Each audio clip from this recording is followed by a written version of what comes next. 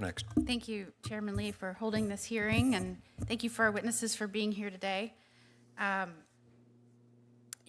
think when there was an aside comment, like, let me get back to antitrust, as if the concerns that were raised because we'll have fewer players in this market is not something that's related to antitrust. Indeed, antitrust laws were created to ensure that there's meaningful competition to protect consumers, correct? Correct. And some of the issues raised by parents, both parents, young children in school, I'm a parent, young child in school, a lot of those concerns came up because more and more and more of the content that was produced or made available through your streaming service had to be screened or vigilantly watch their children as they're watching TV to make sure that they're watching things that were acceptable in their household. You would agree?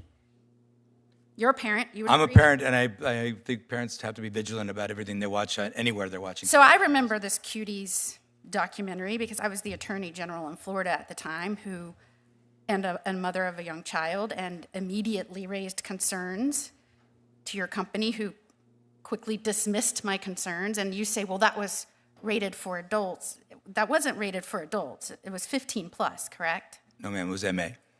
You were indicted by a federal grand jury for that content at one point, right? Or excuse me, a state grand jury in Texas I'm not, for the content of that? I don't recall. I believe it was 15 plus, and maybe I'm wrong. Okay. But in my world, that's not for adults.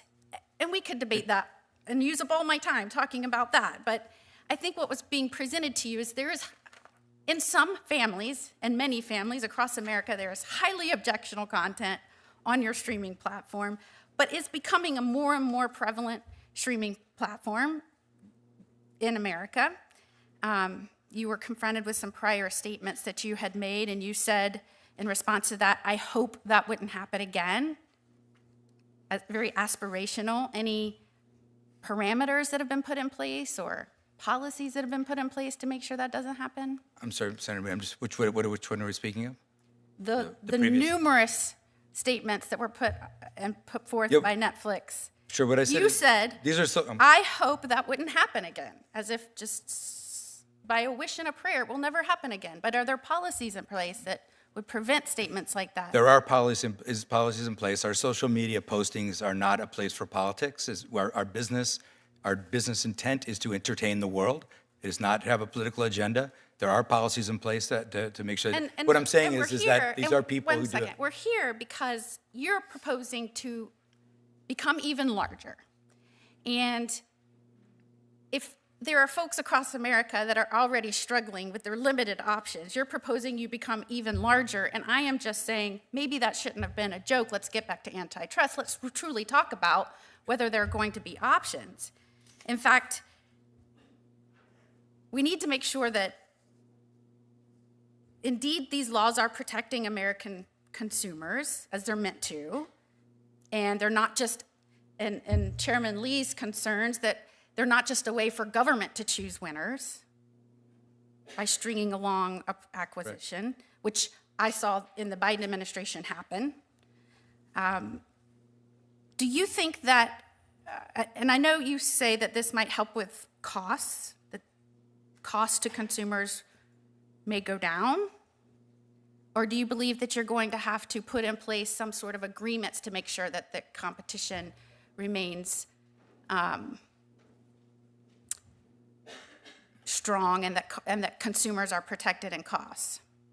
Well, Senator, as I said earlier, this does not present a concentration risk that would require remedies like that. Our prices have gone up slower than all of our competitors, and as I was just saying to Senator Booker, they also offer much more value for the money. Again, I think consumers feel value in what do they get for their money. Am I wrong? In the last 10 years, hasn't Netflix costs already doubled? I'm not sure of the math. I do believe that streaming costs across the board have gone up for consumers. Well, the in our Netflix case, costs in the last 10 years have doubled, and that outpaces the rate of inflation. we have multiple tiers of service, so I'm not sure that that's true. Are there guardrails that you're proposing that might ensure that this merger doesn't increase prices to consumers? Like I said, we don't believe that this merger represents any concentration risk. We are speaking actively with DOJ right now on the process, and it's still pretty early in that process. Thank you, Chairman.